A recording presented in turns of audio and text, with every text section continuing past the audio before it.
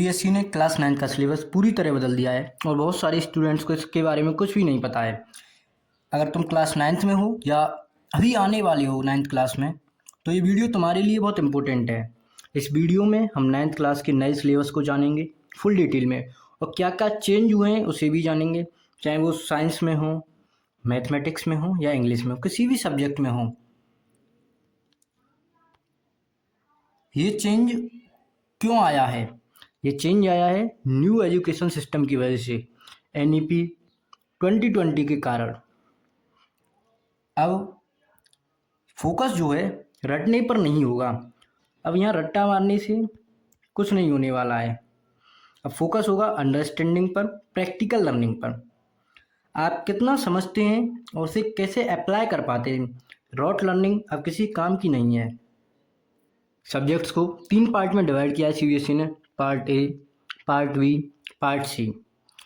Part A में आपकी language आती है, जिसमें इंग्लिश, हिंदी, संस्कृत, उर्दू और बहुत सारी लैंग्वेजेज आती हैं, जैसे पंजाबी है, मलयालम है, केरला है।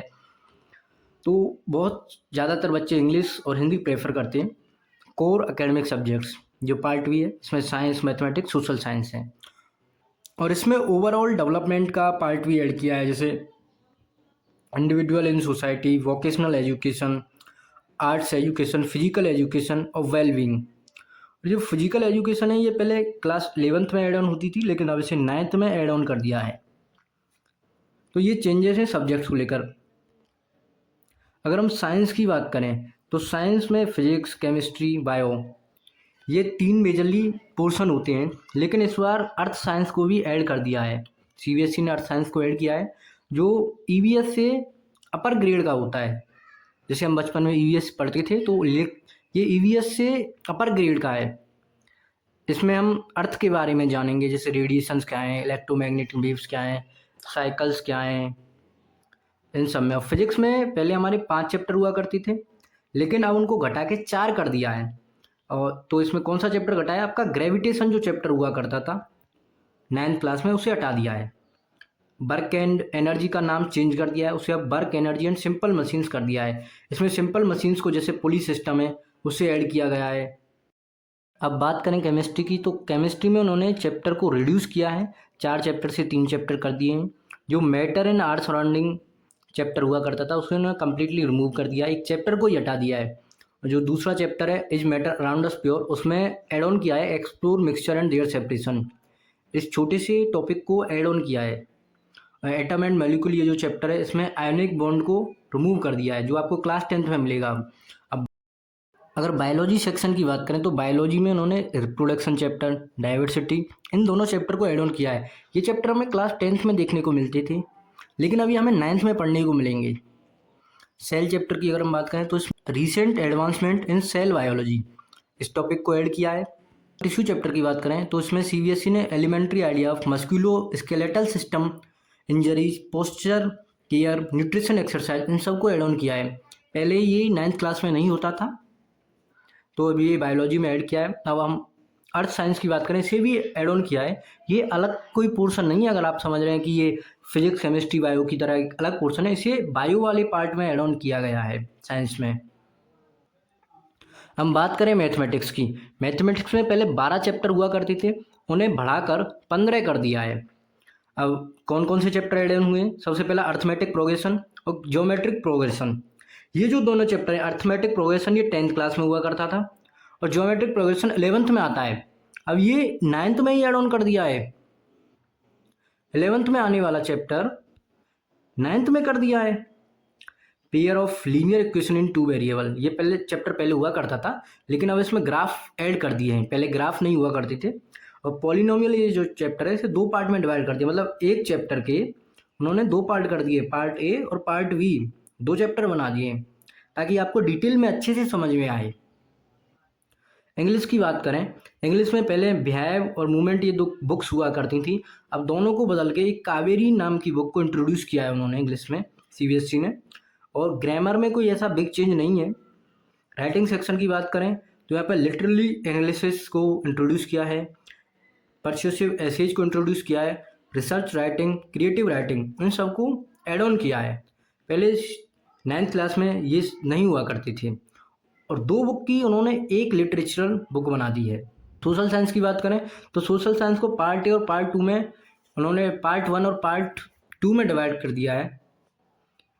पार्ट 1 में अगर हम देखें तो सोशल साइंस को सबसे पहला जो यूनिट है उन्होंने वही रखा है कि understanding social science. Social science क्या है उसे समझें, और ये उन्होंने बहुत अच्छा काम किया क्योंकि हम क्यों पढ़ रहे हैं हमें ये पता होना चाहिए। और जैसे हम सुनते होंगे कि हमें फॉरेन हिस्ट्री पढ़ाई जा रही है, इंडिया की हिस्ट्री नहीं पढ़ाई जा रही, तो इस बार उन्होंने ये सब इंडिया के पर्सपेक्टिव से ही पढ़ाया, एड ऑन किया है। ये सब इंडिया के पर्सपेक्टिव से ही पढ़ाया जाएगा।